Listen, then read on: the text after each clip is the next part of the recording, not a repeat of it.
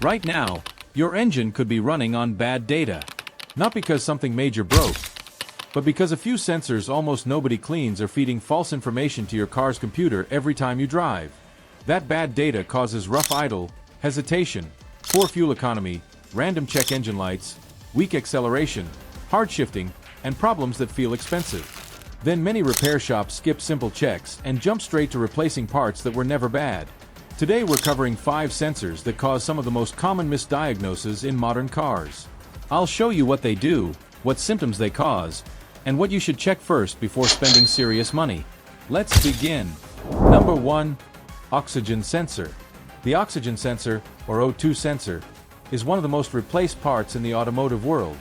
It sits in the exhaust and measures oxygen levels in exhaust gases. The ECU uses that information to adjust fuel mixture. Simple enough. But here's where many people lose money.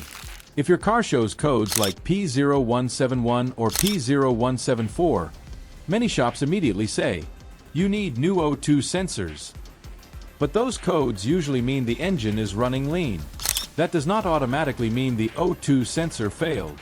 A lean condition can also come from dirty MAF sensor vacuum leak, low fuel pressure intake leak, weak injector flow.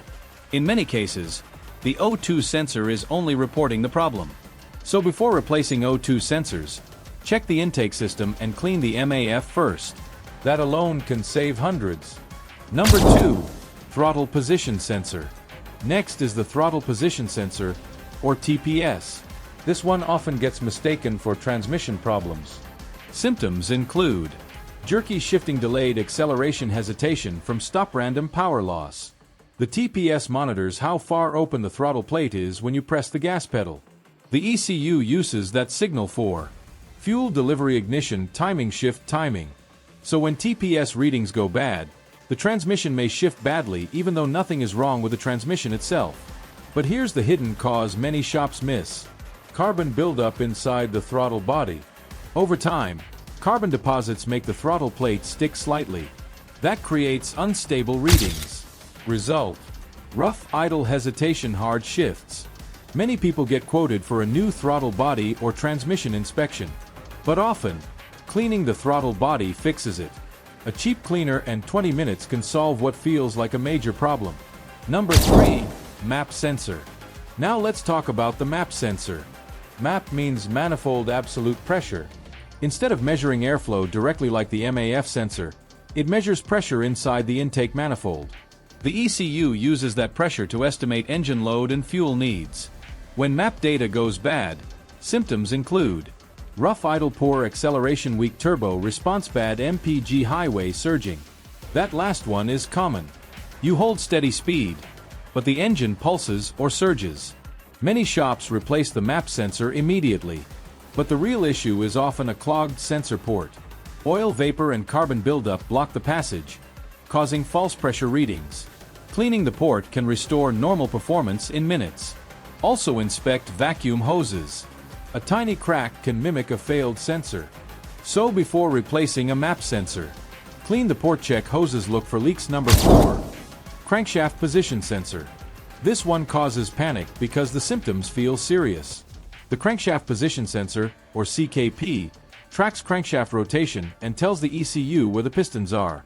The ECU needs that for spark, timing, fuel injection, timing, engine synchronization.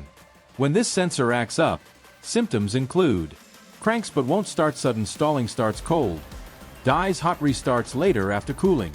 That hot stall pattern is classic CKP trouble. Now here's where people overspend. The car won't start, so it gets towed in. Then they hear scary words: timing issue, engine damage, deep diagnostics. But many times the problem is simply the connector. This sensor lives low on the engine where it gets exposed to dirt, heat, water, oil. Corroded pins can interrupt the signal. Cleaning the connector and adding dielectric grease may solve it immediately. Always inspect the wiring first before approving expensive repairs. Number 5. MAF sensor. Now we're at the sensor that wastes the most money. The mass airflow sensor. It sits between the air filter and throttle body and measures incoming air. The ECU uses that reading to decide how much fuel to inject. If the reading is wrong, everything goes wrong. Too little reported air. Lean condition hesitation misfire. Too much reported air. Rich condition rough idle poor MPG. And here's why it happens constantly. The sensing wires inside the MAF are delicate and collect contamination over time from dust, oil, vapor, dirt residue from dirty filters. You often can't see it. The sensor still works, just inaccurately.